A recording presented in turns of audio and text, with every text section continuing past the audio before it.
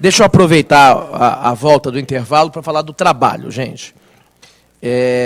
O que eu quero, se vocês forem fazer o trabalho para mim, o que eu quero é que vocês escolham uma decisão monocrática ou de segunda instância. Né? Segunda instância não, agora vamos dizer assim, colegiada, né? Monocrática ou colegiada. E analisem um conflito de princípios nessa decisão. Que princípios diferentes são arguídos pelas partes e o juiz tem que decidir pela aplicação de um deles. Afastar a aplicação de um e aplicar outro. É pequeno, gente. O que eu quero é, assim, transcrevam a decisão e comentem, tentando entender como é que o juiz chegou a essa decisão final. 5 páginas, gente. Só se a decisão for muito grande, eu preciso que vocês transcrevam a decisão, que é copiar, colar.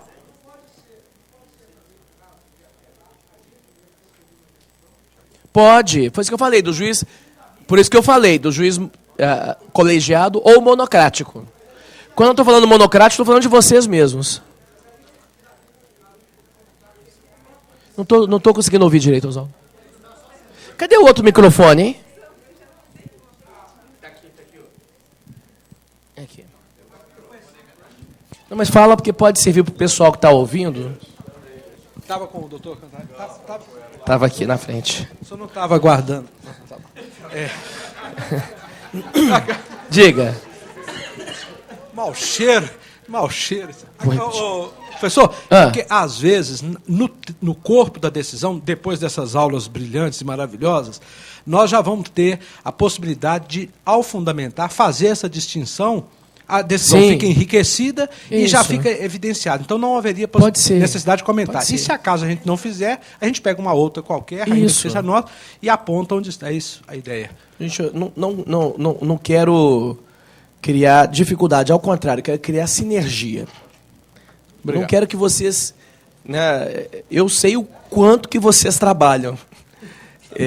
Não quero que vocês parem o que estão fazendo para resolver isso. Eu quero que vocês aproveitem isso no que vocês estão fazendo. Se puderem fazer isso, está ótimo. Melhor ainda. É um texto curto. Transcrevo a decisão. Se for colegiada, com os votos, né, porque é nos votos que aparecem os fundamentos, depois comente, tentando entender como é que se decidiu pela aplicação de um dos princípios. Poucas laudas. Não me preocupa o número de laudas, não. É por isso que eu não quero fixar o número de laudas, porque depende da extensão da extensão. Mas, digamos assim, a sua elaboração, o que você vai escrever, no máximo 5 páginas. Tá? O que você vai escrever, no máximo 5 páginas.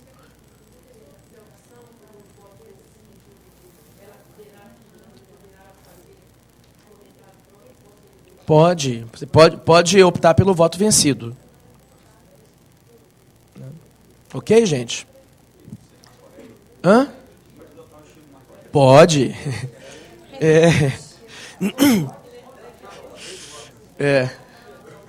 Agora, eu vou mandar para a Andréia. Eu ia trazer hoje, mas realmente não tive tempo ontem. Ontem foi um dia meio corrido. Eu vou mandar para vocês uma bibliografia sobre a questão dos princípios. Mas eu vou indicar para vocês um livro, fazer minha propaganda aqui. Eu tenho um livro de metodologia que é um livro muito bom, porque ele não pretende complicar nada, ele só descomplica as coisas. Chama Da Ideia à Defesa. Né? Como elaborar monografias e teses jurídicas. Ele é um livro fácil, não é? Mandamentos. E assim, tem as regras da BNT, para quem quiser consultar as regras da BNT. Né? Nas melhores... Não, está difícil encontrar. Mas dá mandamentos na Del Rey. Né? Eu disse para vocês que a segunda edição, onde saiu... Eu contei isso para vocês, né? Diminuiu o número de páginas. Eu queria colocar na capa assim, segunda edição, revista diminuída. O editor não deixou. Agora, na próxima edição, vai ser com perguntas e respostas. A primeira pergunta, professor, se eu não respeitar a norma da ABNT, eu vou ser reprovado? A resposta, assim, é provavelmente não, a não ser que tenha um doido na banca. Né? Porque ninguém vai pegar a régua e ficar medindo centímetro de margem. Não é isso, gente. Isso não é importante. Tá? Regra da ABNT, o fundamental dela é uniformização do trabalho. Isso é o que é importante no trabalho acadêmico. Uniformizar o padrão. A única coisa que realmente é importante é a única regra da ABNT que é inafastável é as regras sobre referências bibliográficas. Não sei, talvez.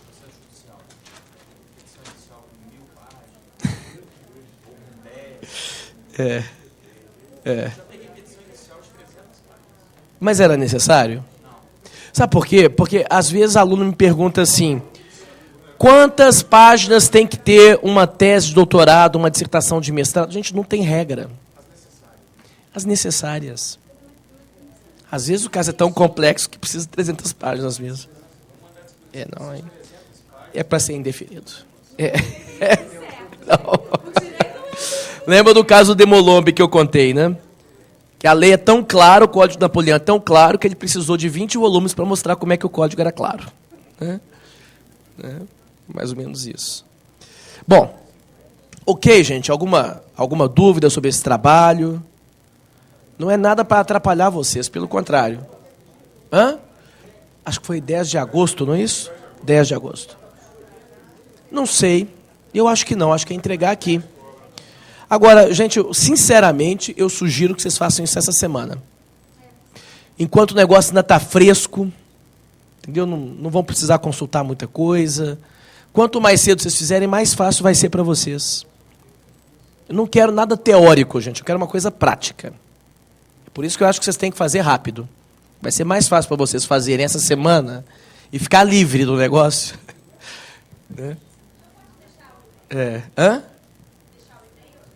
Deixo meu e-mail no final. Deixo meu e-mail no final. Deixa eu correr aqui, que eu estou com medo de não dar tempo. Eu vou ter que correr, tá, gente, para terminar. Então, vejam. Marcamos, para mim não tem problema nenhum. Bem, deixa eu ver se eu desliguei meu celular.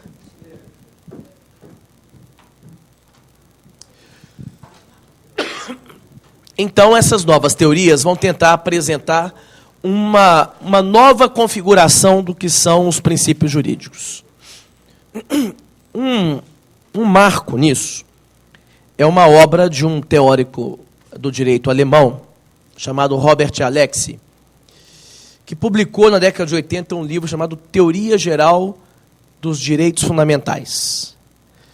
Essa obra, se eu não me engano, eu não tenho certeza se ela já está disponível em português. Já, né? Exatamente. Pela RT. Malheiros. O Virgílio estudou com ele, inclusive. O Virgílio foi orientando dele. Né? E o Virgílio é um constitucionalista brilhante. Né?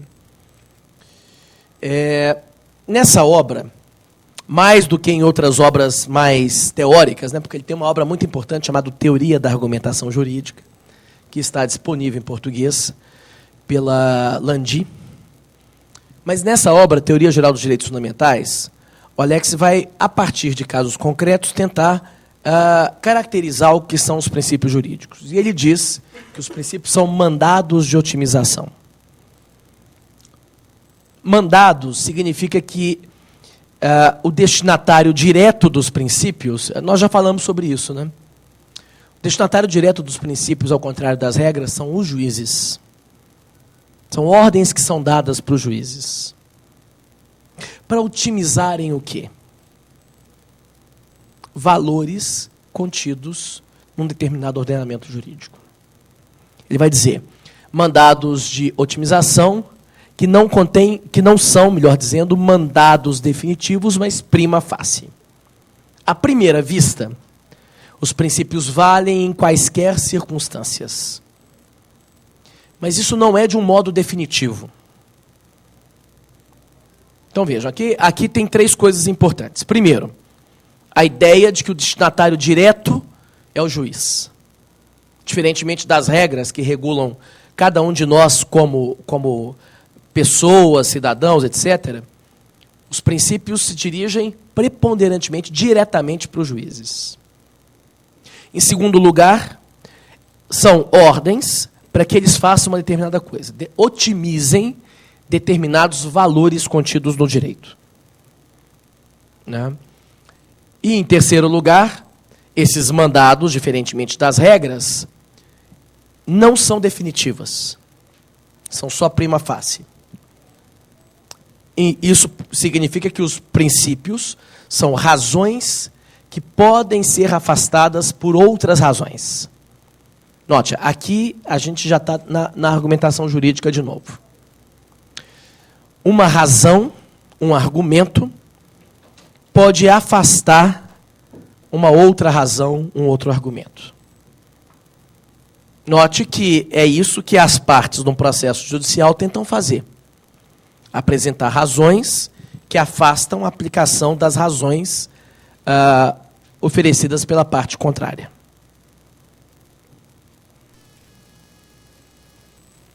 As regras são razões definitivas, ou tudo ou nada.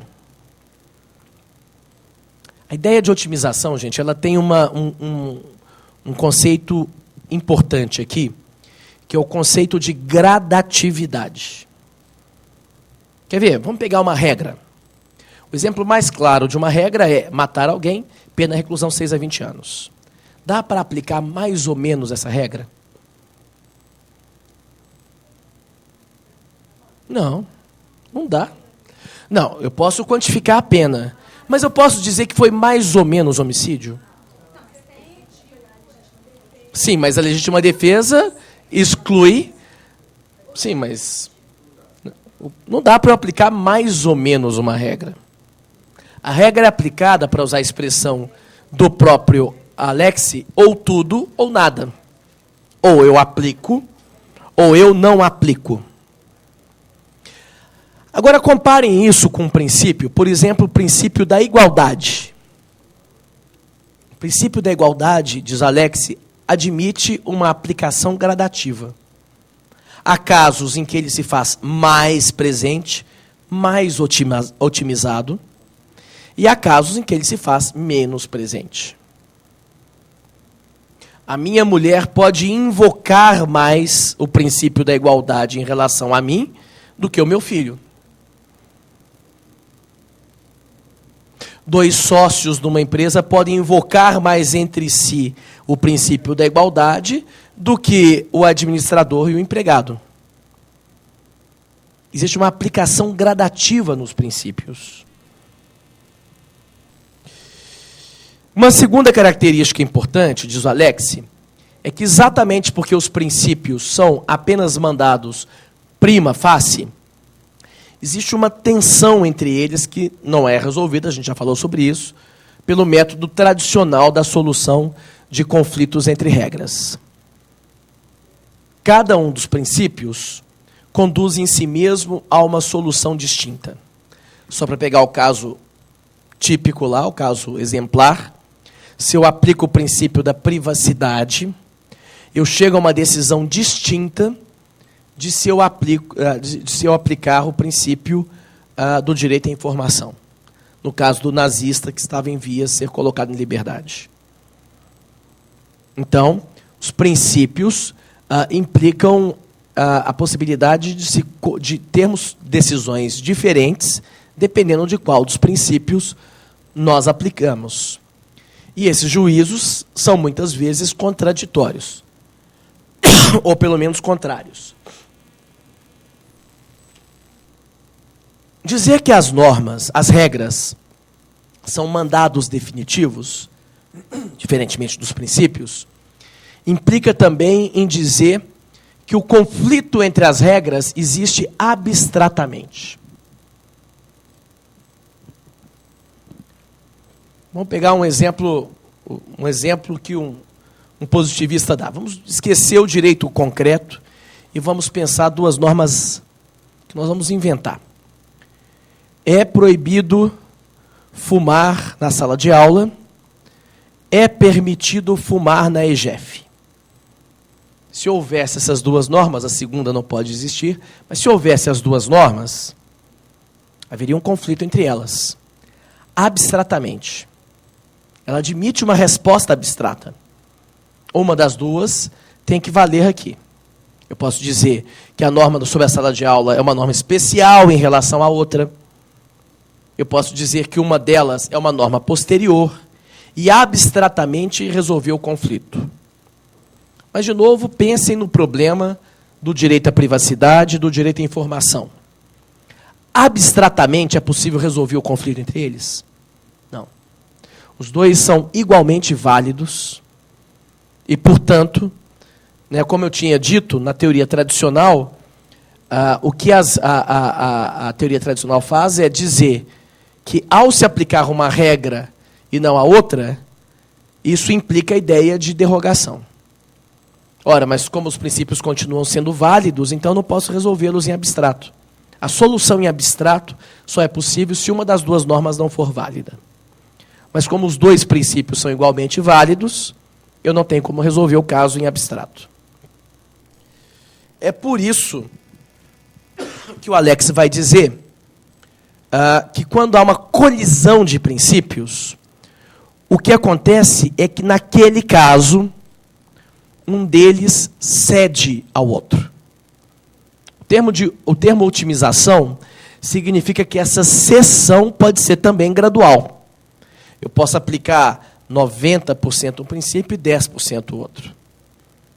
Eu posso aplicar 40% um princípio e 60% o outro. Qual princípio é mais otimizado frente ao outro? A resposta do Alex, por causa disso que eu estava dizendo, é que somente no caso concreto eu posso decidir. Eu não tenho como abstratamente dizer que o princípio da privacidade sempre prevalece sobre o direito à informação. Hoje a gente estava discutindo aqui sobre a questão da utilização, quem estava falando? De gravações de vídeo como prova de prática de um determinado crime, e aí os advogados alegam que a prova é ilegal, etc, etc. A gente estava falando sobre isso aqui, né? Ora, o problema é esse. Eu posso aplicar um princípio mais do que o outro em determinado contexto, mas só em determinado contexto que eu posso estabelecer qual prevalece.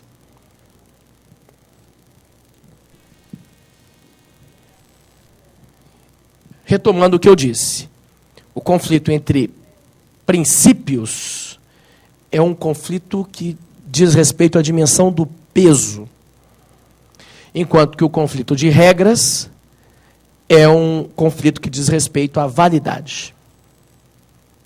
Qual princípio tem mais peso ou qual regra é válida? Note, isso aqui é importante porque significa que, quando o conflito é entre regras, dizer que isso admite uma solução abstrata significa que, para qualquer caso futuro, aquela regra não pode mais ser aplicada. Os princípios, ainda que eu não aplique um princípio nesse caso, ele pode vir a ser aplicado num caso distinto, ou num caso relativamente semelhante. Com isso, o Alex precisa formular, então, um critério para determinar qual princípio aplicar. E aí ele formula a famosa regra de ponderação, que diz que quanto maior é o grau de não satisfação de um princípio, tanto maior tem que ser a importância da satisfação do outro. Eu só posso, nesse caso, não satisfazer o princípio do direito à informação se eu reconhecer que, neste caso, a importância da privacidade é preponderante. A não satisfação de um princípio só é justificável frente à importância da aplicação do outro princípio ao caso.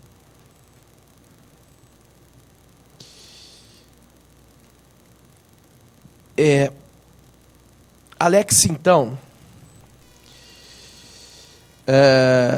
já falei bastante do exemplo, mas o Alex explora bastante esse exemplo. Um condenado por um crime de guerra, um nazista, estava em vias de ser colocado em liberdade no final dos anos 70, início dos anos 80.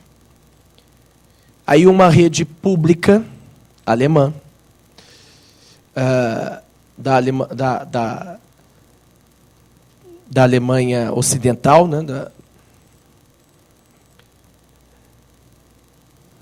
República Federal Alemã, ela estava em vias, uma rede oficial de televisão, de veicular um documentário sobre aquele criminoso, sobre os crimes que ele tinha praticado. E os advogados dele ingressaram com uma medida dizendo que isso impediria a reintegração dele, e ele já tinha cumprido a pena.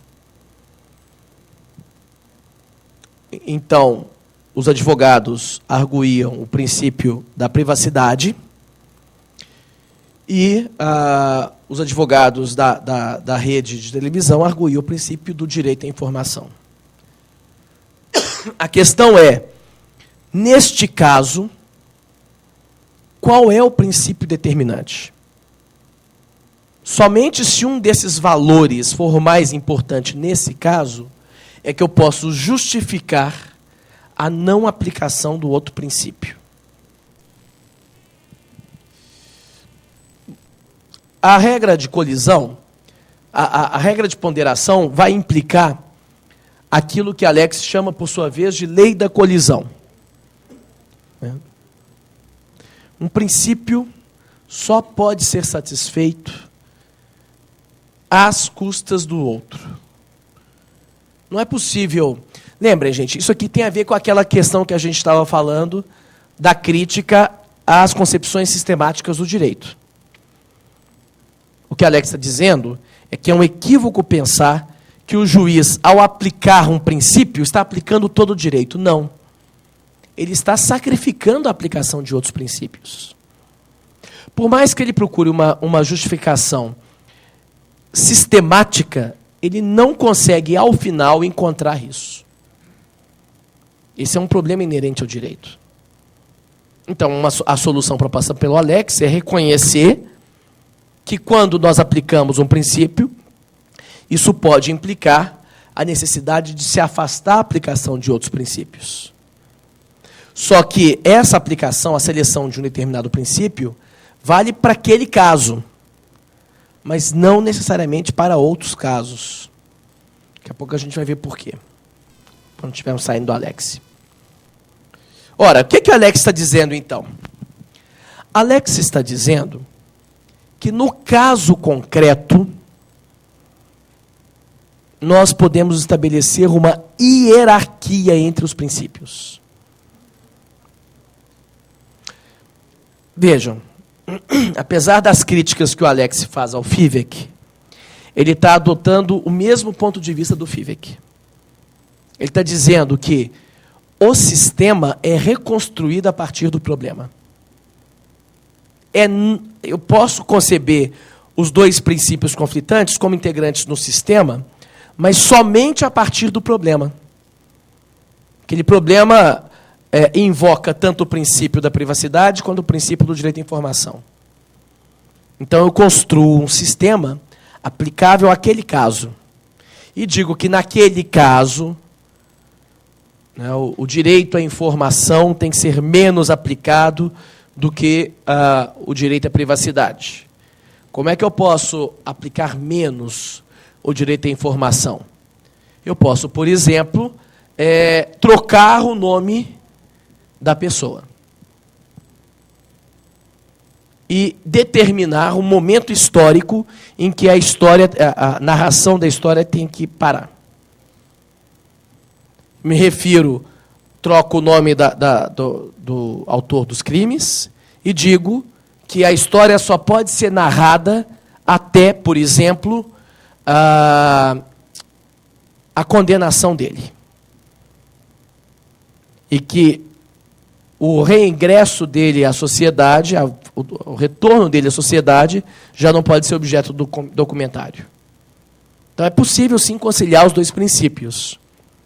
Mas o juiz terá que reconhecer que ele aplica mais um princípio do que o outro. Por exemplo, a privacidade. Ora, só que aqui há um problema.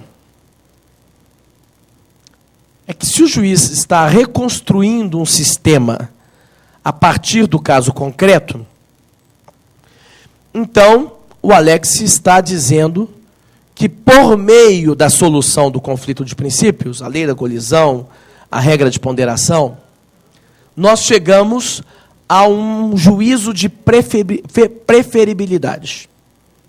Neste caso, esse juízo é preferível ao outro juiz, ao outro juízo, a outro princípio. Esse princípio é preferível ao outro princípio. Só que aqui há um problema, e é onde o Alex começa a tornar a questão um pouco turva. É que apenas os juízos de valor, os juízos axiológicos, é que são juízos de preferibilidade. As normas jurídicas não são juízos de não há juízos de preferibilidade em relação às normas jurídicas. Para usar uma terminologia mais técnica, o que a gente diz é que as normas jurídicas são juízos deontológicos, juízos de dever. E que o código do dever é um código binário. Válido, inválido. Aplicável, inaplicável. Não existe entre eles uma gradação. Quando Alex diz de um juízo de preferibilidade no caso concreto, o que ele está fazendo é dizendo que as normas jurídicas são idênticas a valores. Só que os valores, ao contrário, são, por excelência, graduais. As normas em geral. Veja, os valores são graduais. Tem gente mais bonita, tem gente menos bonita e tem gente feia. Tem uma gradação que envolve infinitas categorias aí. O belo é um valor sobre o qual incide uma gradação. Ora, quando Alex diz que é possível estabelecer um juízo de preferibilidade em relação aos princípios jurídicos, ele está dizendo que não há nenhuma diferença entre princípio e valor. Os princípios não passam de valores jurídicos. Só que ao dizer isso, Alex está se contrariando. Porque ele começa o livro dizendo o seguinte: olha, os princípios são normas jurídicas. E as normas jurídicas se regem pelo binômio válido e inválido. O código do direito é um código binário. Ele não admite gradação.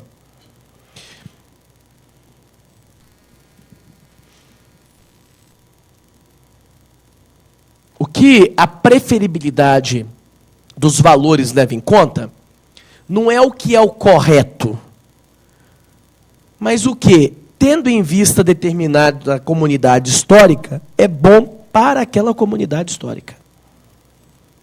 Os valores dizem isso. Os valores não dizem o que é correto em si mesmo. Não quero entrar aqui numa questão muito filosófica, porque eu estou com medo de não dar tempo da gente terminar. Mas a questão é a seguinte: se vocês remontarem a um autor como Kant, né, Kant diz assim, olha, a razão pode dizer o que é o certo e o que é errado, independente dos valores de uma comunidade. Por exemplo, se você nasceu numa comunidade em que existe uma tradição, um costume de sempre se sacrificar o filho primogênito aos deuses, isso não quer dizer que a sua razão precisa reconhecer aquilo como correto. Ao contrário, Aquilo não é correto.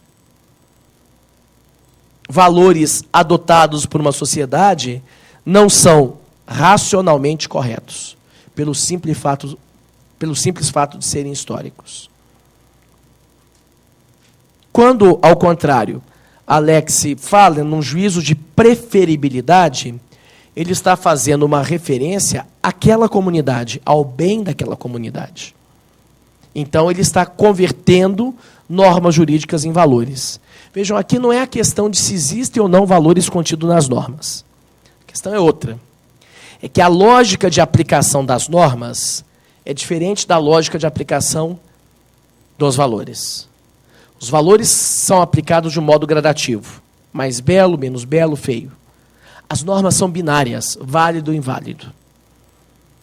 Portanto, quando ele fala em preferibilidade, ele está dizendo que a mesma lógica das normas se aplica, a mesma lógica dos valores se aplica aos princípios. E, portanto, ele está dizendo que os princípios não são normas. Ele começa o livro dizendo que princípios são normas, e é levado na sua argumentação, nós podemos concluir da sua argumentação, que de fato eles não são. Não passam de valores informativos. Isso. É aqui que a gente chega nele. Existe uma outra forma, então, de se propor essa questão. Aí a gente vai ver dois autores, um norte-americano, Ronald Dworkin, e um outro alemão chamado Klaus Günther. O que diz o Dworkin?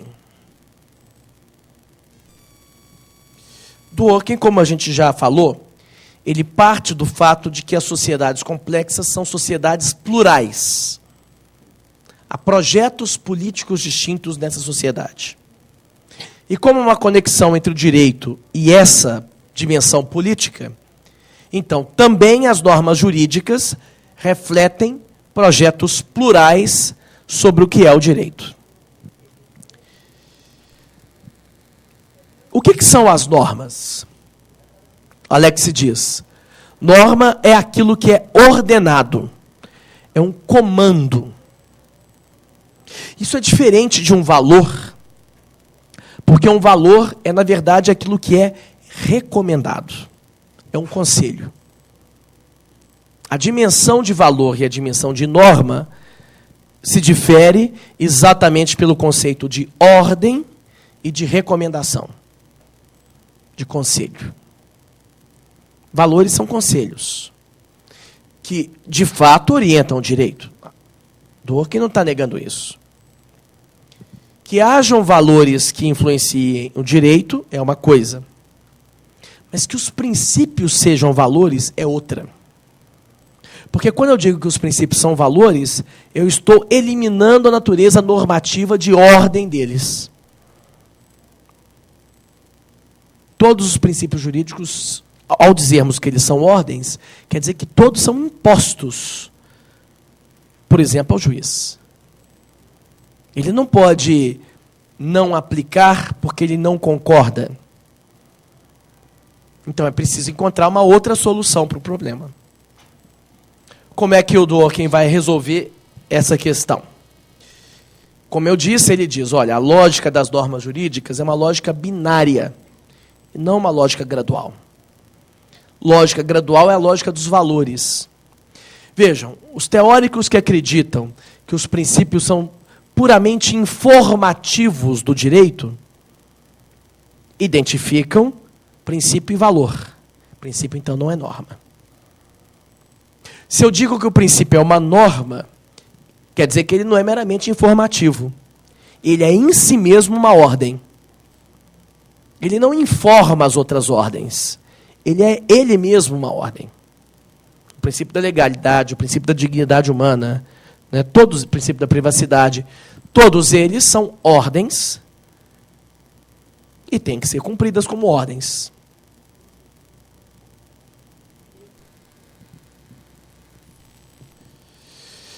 Como é que o Dworkin vai resolver esse problema? Bom, ele parte do mesmo ponto de partida do Alex. Ele vai dizer que os princípios em si mesmos não são conflitantes. O conflito ele só ocorre no caso concreto. A dignidade humana, né, pode ser um princípio elencado tanto por autor quanto pelo réu. Qualquer princípio pode ser elencado pelo autor e pelo réu, porque eles são em si mesmos válidos. É somente no caso concreto, no problema, para usar a terminologia do Vivek, que eles aparecem como contraditórios, né? No plano da justificação, para usar uma terminologia de um outro autor, que é o Jürgen Habermas. O Dworkin, então, vai tentar uma resposta diferente. Primeiro, ele vai lançar a mão de um conceito, que é um conceito central do pensamento dele, que é o conceito de integridade. Um dos pressupostos da decisão judicial é que ela deve respeitar a integridade. Para explicar o que é integridade... Não. Para explicar o que é integridade, o Dworkin vai lançar a mão de uma ideia muito interessante. Ele vai dizer que integridade não é propriamente coerência entre as decisões futuras e as decisões passadas. Integridade é, ao mesmo tempo, mais e menos do que isso. O que é integridade? Ele vai explicar isso com um conceito que é o conceito de corrente do direito. Ele vai dizer que o direito é uma corrente que a gente vem produzindo há muito tempo. E cada decisão, seja do legislador em criar uma lei, seja do juiz em aplicar uma lei, cada decisão vai anexando novos elos à corrente.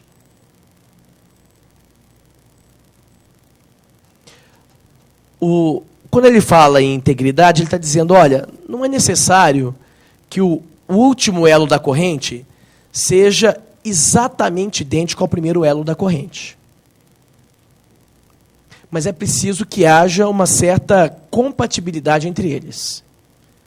Se os elos de uma corrente são desse tamanho, e eu tento colocar uma corrente daquelas com quais se prende de guindaste, eu não vou conseguir anexar um elo a outro. É preciso haver integridade. Então, veja. Primeiro, o constituinte cria o primeiro elo. Vem o legislador e precisa criar um elo, anexar um novo elo que seja concordante com esses elos, com o elo anterior. Vem o juiz e tem que anexar um novo elo. O Dworkin vai explicar isso com um outro conceito. Tem um texto dele muito famoso, chamado Em que medida o direito se assemelha à literatura. E aí ele invoca um conceito da teoria literária, que é o conceito de romance em cadeia. Por exemplo, no Brasil, há vários, né, os modernistas fizeram isso. Há um que é o Brandão entre o Mar e o Amor. O primeiro capítulo foi escrito por Jorge Amado. Jorge Amado pegou o capítulo dele e entregou para Raquel de Queiroz. Raquel de Queiroz escreveu o segundo capítulo. Raquel de Queiroz pegou o primeiro e o segundo capítulo e entregou para o terceiro autor, Érico Veríssimo. Érico Veríssimo escreve o terceiro capítulo. E assim vão sendo escritos 5 capítulos do livro. Será que o Érico Veríssimo vai desenvolver a história exatamente como Jorge Amado ou mesmo Raquel de Queiroz pensava? Nem tampouco o juiz desenvolve o direito da mesma forma que o constituinte e o legislador pensaram. Mas se o Brandão tinha morrido no primeiro capítulo, Raquel de Queiroz podia voltar com ele, a não ser que fosse um ato anterior? Não, né? Não, mas a Agatha Christie. Pois é, mas não é uma história verossímil, para usar a terminologia aristotélica. Não é verossímil. é preciso haver uma certa coerência entre os capítulos. Ainda que o desenvolvimento dado pelo autor posterior seja diferente do pensado pelo primeiro autor, é preciso que a história guarde uma certa verossimilhança entre eles. Quando o Alex pensa em integridade, ele está pensando nisso. Claro que o juiz não tem que adivinhar qual é a intenção do constituinte. Não é isso que se espera dele. O que se espera dele é que ele continue uma história que foi iniciada pelo constituinte, mas que continue essa história de um modo íntegro. De um modo, para usar uma terminologia aristotélica, verossímil.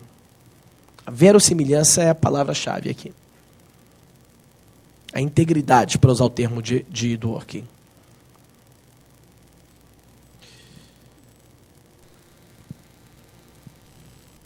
Ora, isso começa a lançar a luz sobre como é que os juízes decidem. O Dworkin diz: os juízes, na decisão deles, estão em busca da resposta correta. Notem, não é de uma resposta correta, não. Dworkin está pressupondo que, exatamente por causa dessa integridade, há para todo caso uma única resposta correta. É claro que os juízes não chegam a essa resposta correta. Eles se aproximam dela. Se houvesse um juiz completamente poderoso, capaz de conhecer todas as circunstâncias do fato e todo o direito, então esse juiz, que ele chama de juiz Hércules, chegaria à decisão correta. Mas os juízes de carne e osso se aproximam dessa atividade. Eles se aproximam da resposta correta. É no contexto dessa resposta correta que a gente precisa entender como é que funcionam os princípios. O Dworkin diz que não se deve buscar, numa decisão, uma aplicação de todos os princípios. A resposta correta não exige isso do juiz. O que a resposta correta exige é que ele busque uma decisão justa. A integridade não exige uma aplicação de todo o sistema do direito. O que a integridade exige é que a decisão seja justa. É claro que, remontando a Radbruch, a justiça não afasta a segurança jurídica. Então, é claro que ele não pode criar, né, para usar uma terminologia do Código de 39, né, quando dizia lá, não havendo lei que regule o caso, o juiz decidirá o caso. Como é que é? Como é que era? Não, pois é, mas o Código de 39 dizia assim. Como é que era?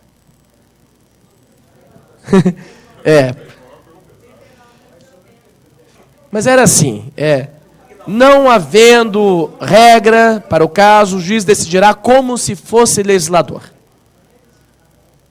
Ora, a ideia de integridade não exige isso do juiz. O juiz não precisa encontrar uma solução para chegar à solução, formular um princípio novo. O que ele precisa é de respeitar a integridade, decidindo com base nos princípios que existem, ou das regras que existem. É isso que a integridade exige. Como é que nós podemos, então, diferenciar as regras dos princípios? Dworkin, então, começa a propor o seguinte, ou a partir do Dworkin nós podemos propor o seguinte, que, diferentemente dos princípios, as regras preveem as circunstâncias da sua própria aplicação. E, por isso, preveem também em que casos elas não se aplicam. As próprias regras preveem quando se aplicam e quando não se aplicam. Mas os princípios, de outro lado, eles têm uma extensão semântica incompleta. O juiz, portanto, precisa completá-los no caso concreto. E completá-los significa emitir um juízo sobre a aplicabilidade ou não deste princípio ao caso. Os princípios cedem no caso concreto. Mas cedem no caso concreto em função desta fundamentação que o juiz apresenta, completando a extensão semântica dos princípios. Eu vou usar uma metáfora no final, que vocês vão que eu acho que ela é muito elucidativa sobre a diferença entre regras e princípios. Vocês vão ver.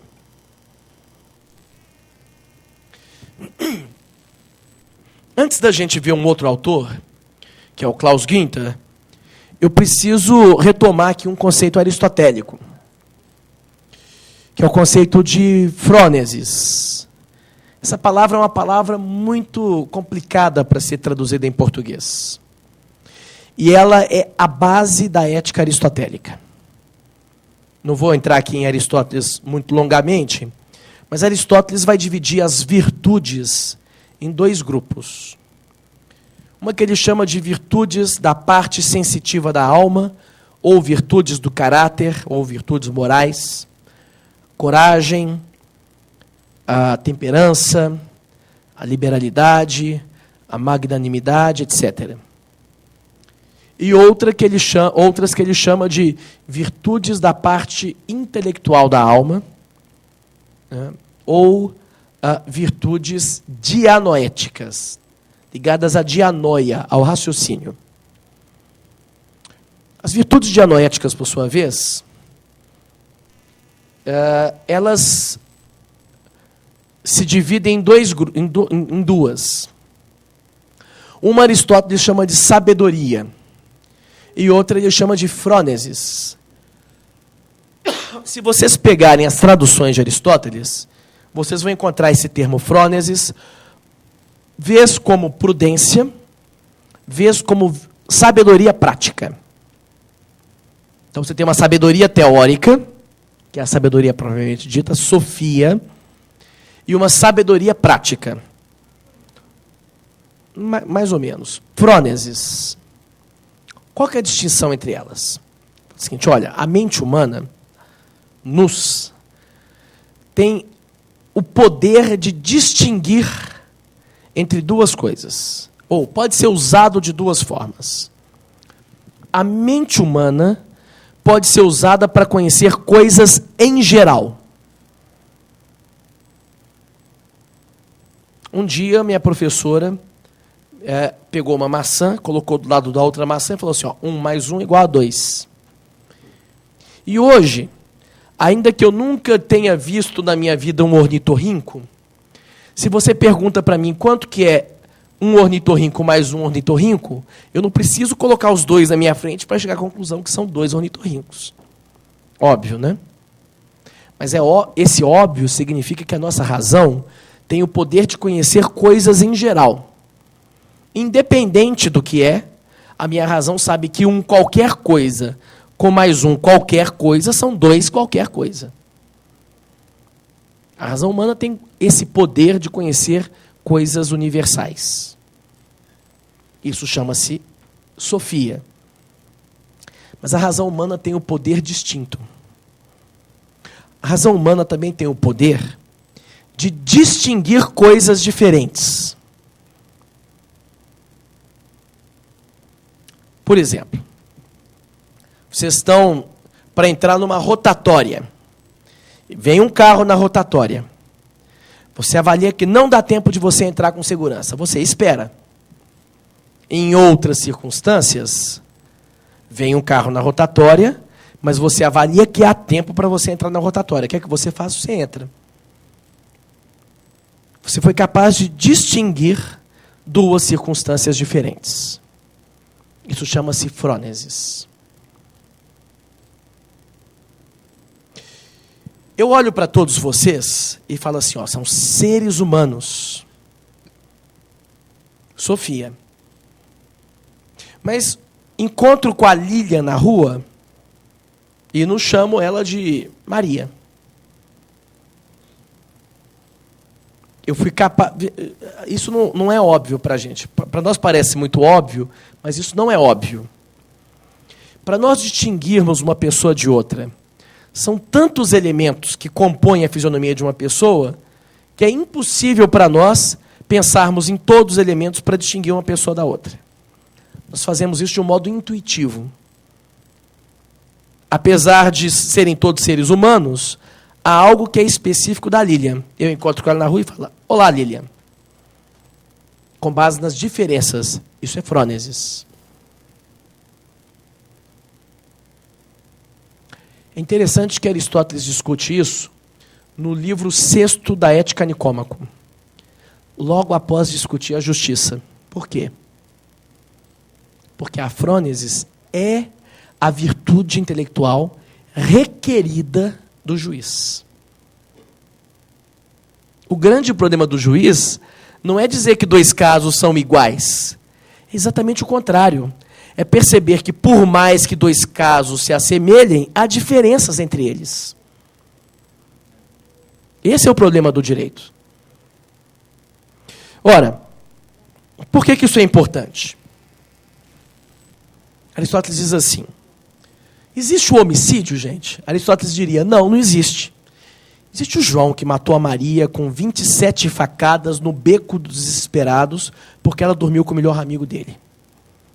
Existe o Francisco, que matou o Antônio, porque ele estava dirigindo a alta velocidade, mas dentro da velocidade permitida, e o Antônio, de repente, aparece na sua frente e é atropelado.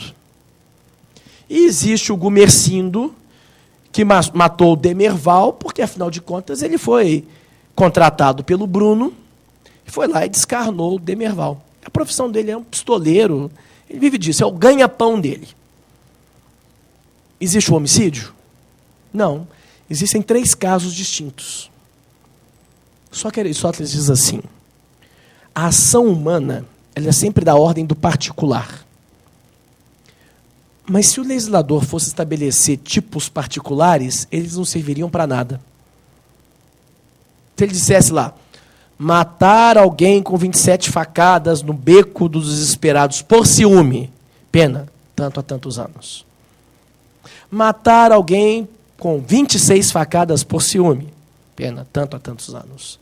Matar alguém com 28 facadas por ciúme. Matar alguém por envenenamento por cianureto, por mercúrio, por ciúme, pena. Matar alguém por profissão com 27 facadas, a norma seria interminável. Então, o que o legislador faz? Ele parte da particularidade da ação humana e tenta elaborar um tipo que contenha todos eles, num processo de generalização. Só que a ação humana, diz Aristóteles, é sempre da ordem do particular. Aí é que vem algo interessantíssimo. Aristóteles, quando ele termina o livro 5º da Ética Nicômaco, que é o Tratado sobre a Justiça, ele fala sobre o que ele chama de epieikeia, equidade. Note, a palavra igualdade em grego é isonomia. Epieikeia é equidade. Aristóteles diz que a equidade nada tem a ver com a igualdade. Há 2 sentidos de justiça. Justiça é respeitar a igualdade, justiça é respeitar a lei. E a equidade, diz Aristóteles, tem a ver com o conceito de lei e não com o conceito de igualdade. Ora, o que significa equidade? Aristóteles dá um exemplo, que é um exemplo muito bem escolhido. Uma metáfora muito bem escolhida. Ele fala que na ilha de Lesbos, que era famosa naquela época pelos seus escultores, antes dos escultores começarem a esculpir o bloco de pedra, eles mediam o perímetro para saber onde fazer as incisões. O que os escultores de Lesbos inventaram? Uma régua de chumbo.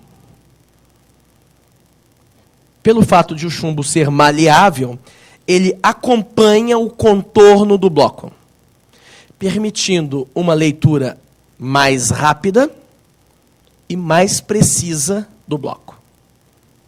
Onde que está a genialidade de Aristóteles? É que em grego a palavra nomos, como a palavra régua também.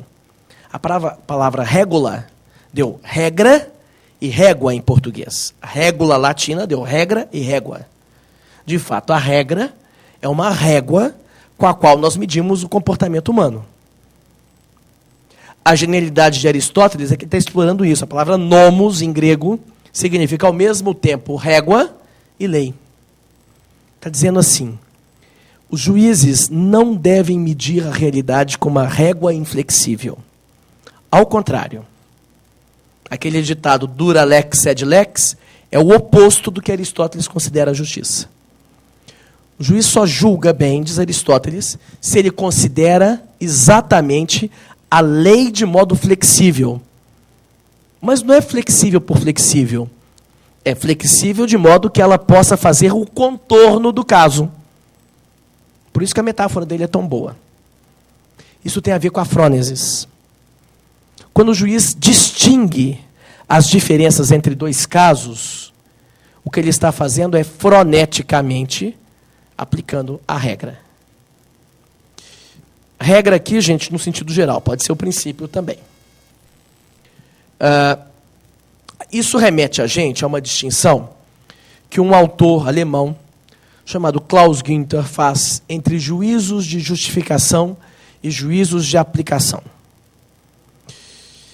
Juízos de justificação dizem respeito ao legislador. Juízos de aplicação dizem respeito ao juiz. E o argumento do Günther é que nos juízos de aplicação, a aplicação do direito tem que ser frenética. Em outros termos, o juiz precisa reintroduzir a particularidade que foi afastada pelo legislador.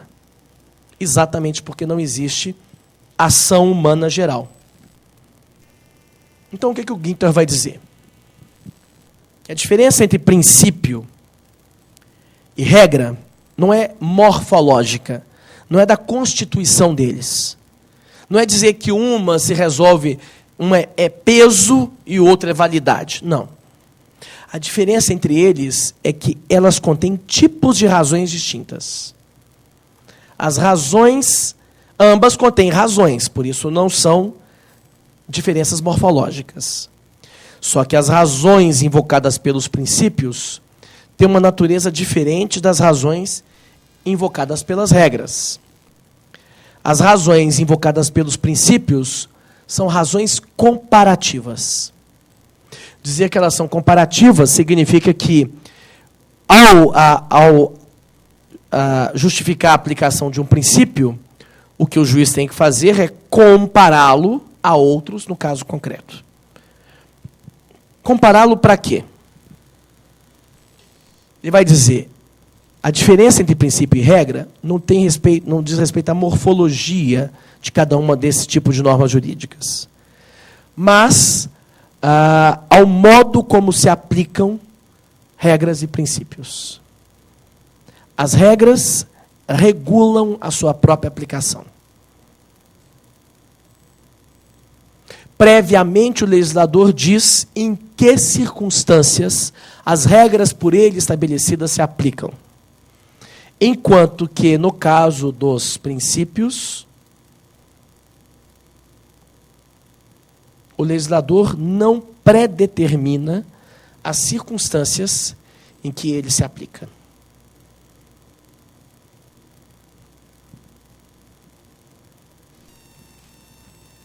Por isso que ele vai dizer que é preciso que o juiz faça um juízo de adequabilidade. É isso que o juiz faz. Ele verifica se um determinado... Já que o legislador não fez isso previamente, compete a ele dizer se um determinado princípio é adequado a uma determinada circunstância. Ao dizer isso, o que o Günther está dizendo? Que a solução, gente, do conflito é muito diferente do que o Alex dizia. O que o juiz diz não é que um princípio se aplica mais do que o outro, mas que um dos princípios é inaplicável ao caso. Só que as condições da inaplicabilidade dele não foram pré-determinadas pelo legislador. Ele precisa, então, fundamentar na sentença. Por que é que ele não aplica aquele princípio e aplica um outro? É, então, uma questão de adequabilidade. O livro dele, eu não sei como é que chama em português, mudaram o nome, mas em alemão chama o senso de adequabilidade. O nome do livro foi publicado pela Lande também, foi alterado em português. Hã? É.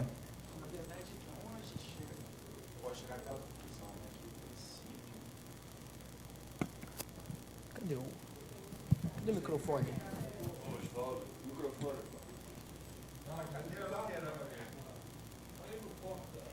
Ah, é.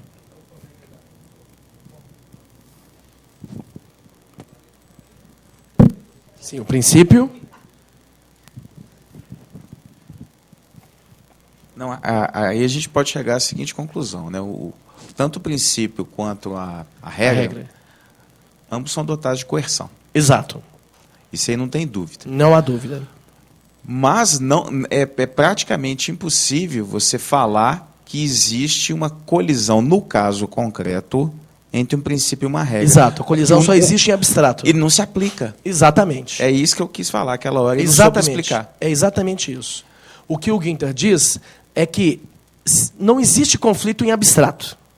Melhor dizendo, corrigindo o que eu disse. Conflito não existe em abstrato, mas também não existe no caso concreto. Porque simplesmente um deles não se aplica ao caso. Então não há conflito. Mesmo entre regras e princípio. Uma delas não é aplicável ao caso. Só aparente. Um caso. Exato. Um caso concreto aqui que eu gostaria que o senhor me ajudasse a raciocinar aqui. A Constituição Federal estabelece lá, dignidade da pessoa humana. Depois vem, dentro ainda do título 2º, falar em salário mínimo. Depois nós temos uma lei que, em verdade, se a gente olhar, ela não preenche os requisitos de um salário mínimo. Então, o que eu estava comentando aqui com o colega antes, mais cedo, antigamente, quando os juízes iam dar aquele benefício da LOAS, Lei Orgânica da Assistência Social, existia uma regra que falava o seguinte: se cada integrante da casa tiver 25% do salário mínimo de renda, eles não têm direito ao benefício. Na prática, como é que a gente decidia? A gente pedia para o assistente social lá e falava, vê se está dando para comer. Olha, nem com um salário mínimo lá, porque tem remédio controlado, outro monte de coisa, estão passando fome lá. Aí os juízes abriam mão dessa regra e falavam, não, a Constituição Federal, a dignidade da pessoa humana, o salário mínimo não atende. Exato, o salário mínimo não atende o que está escrito na Constituição, na prática, e o Supremo Tribunal Federal derrubou isso tudo. Falou, olha, os juízes não têm o direito de afastar a regra clara e específica ao caso concreto, arguindo este princípio. Por quê? Porque não há colisão. Então, isso é que eu venho na minha cabeça hoje em dia. Agora, a fixação do salário mínimo é um ato político, porque depende de lei. Ou seja, nesse assunto, o juiz não tem discricionariedade. Porque são feitos cálculos atuariais, exatamente.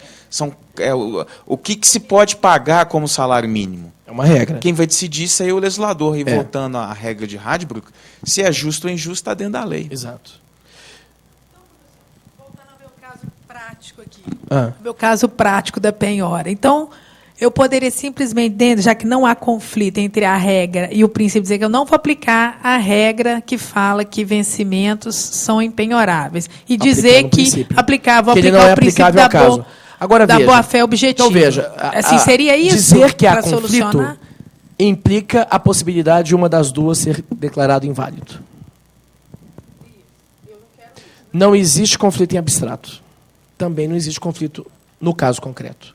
O conflito é só aparente. E aí, para aquele caso concreto, eu vou aplicar o princípio, por exemplo. Juízo de adequabilidade. Né?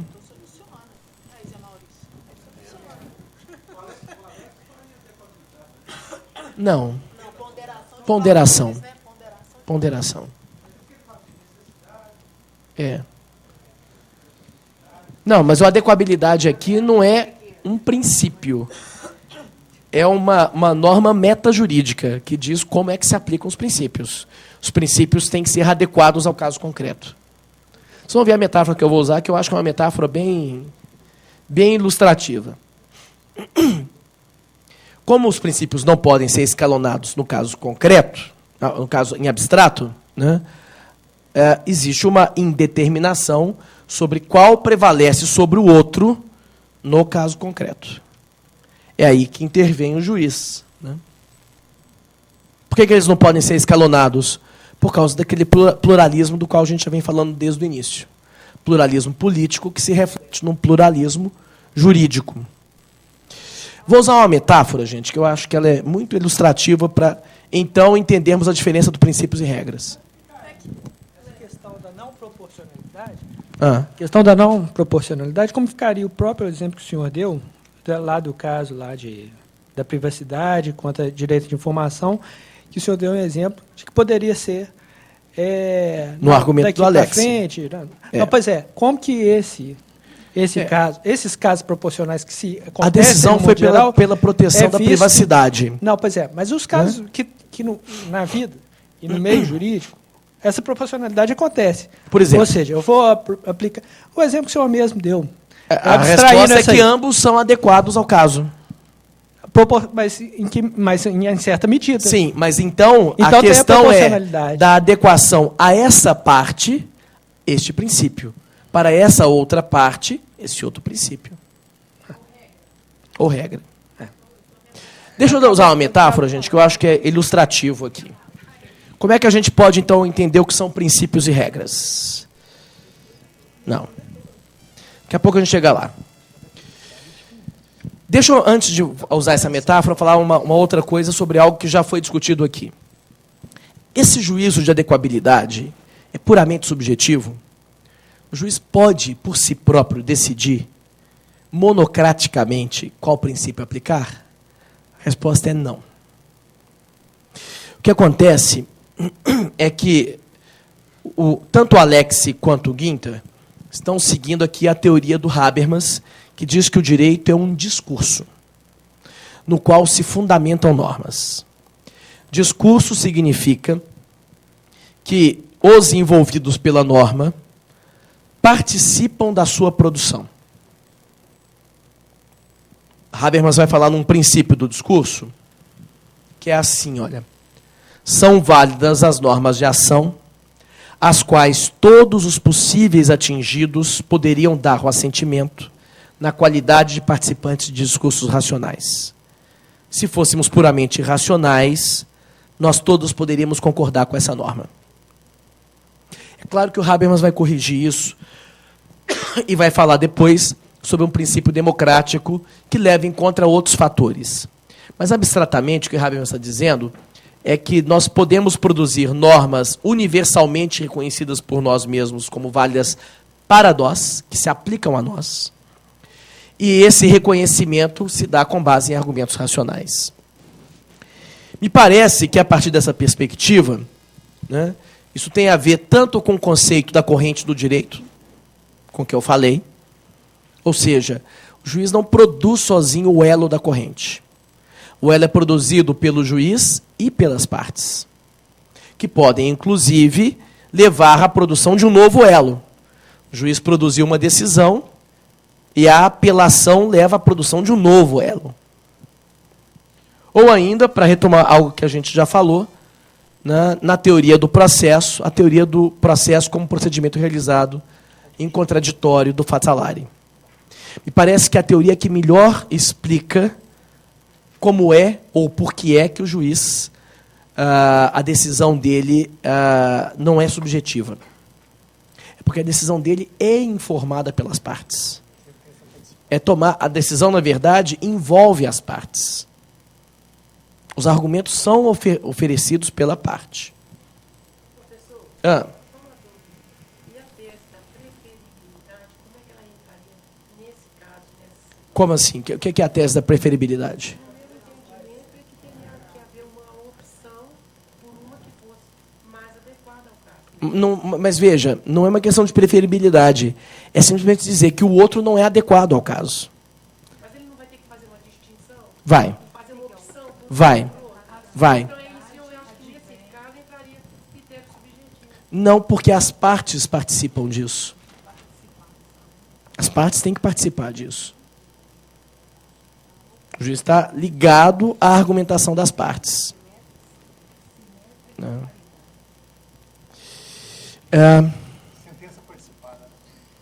Deixa eu usar então uma metáfora final para a gente terminar, que explica a diferença dos princípios para regras. As regras, gente, são como pés de cabra. Elas abrem quaisquer portas. Qualquer porta é aberta por um pé de cabra. As chaves, ao contrário, só abrem as portas para as quais elas foram pensadas, para as quais elas foram produzidas. Agora, é verdade também que os pés de cabra só abrem as portas destruindo as portas. Muitas vezes a aplicação da regra, ou a aplicação do direito, dura lex sed lex, leva em conta isso. É uma regra e ela tem que ser aplicada a qualquer caso. Ela se aplica, ela abre a porta, mas arrebentando a porta. As chaves, ao contrário, os princípios, têm essa propriedade de preservarem as portas.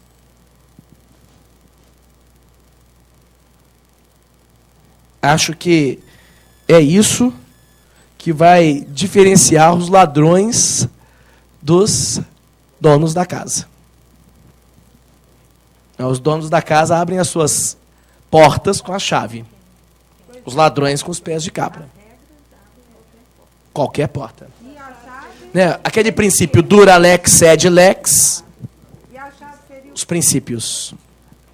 Eles não abrem quaisquer portas. Abrem apenas as portas para as quais eles foram pensados. Os casos para os quais eles são adequados.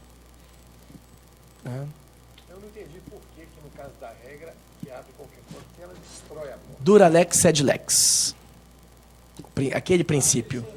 Não é? É insignificante o crime que você praticou, mas você vai preso assim mesmo. Você estava passando fome, mas você vai preso assim mesmo. Passando fome, talvez não. Vai, mas não é. Esse ladrão, de modo geral, ele é feito pelos Hã? Fazendo uma... Os ladrões...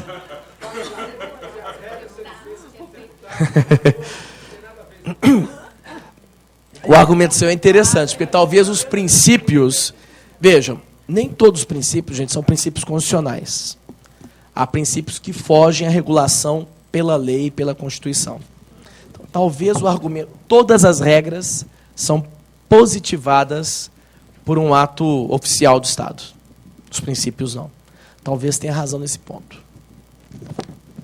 Doutor Paulo. Encerrei.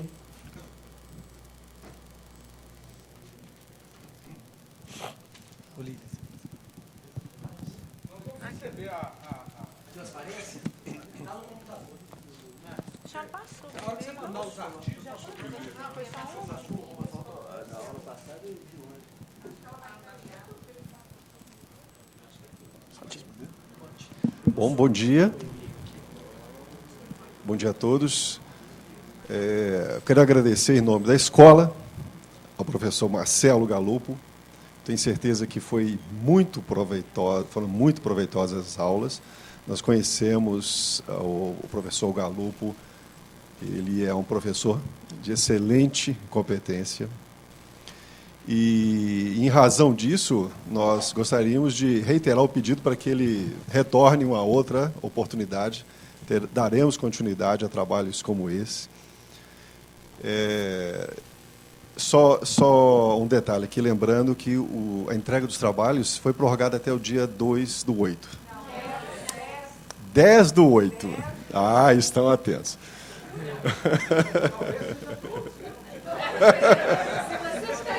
Bom, mas aí os senhores já estarão fazendo uso dos conhecimentos aqui em argumentação jurídica. Eu queria agradecer também em nome da escola a presença de todos vocês. A presença abrilhantou também, né, o nosso curso. E esperamos que, professor, o senhor também tenha podido desfrutar, né, desse nosso ambiente, que é sempre um ambiente acolhedor e instrutivo. Olha, eu queria agradecer a oportunidade que vocês me deram. Acho que nunca um curso foi para mim tão agradável como esse. E na verdade, esse curso vai virar um livro.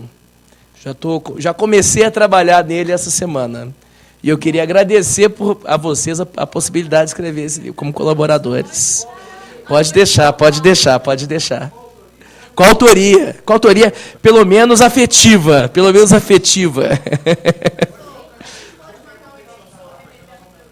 Pode. A bibliografia. Tá bom? Muito obrigado. Então é isso. Bom dia.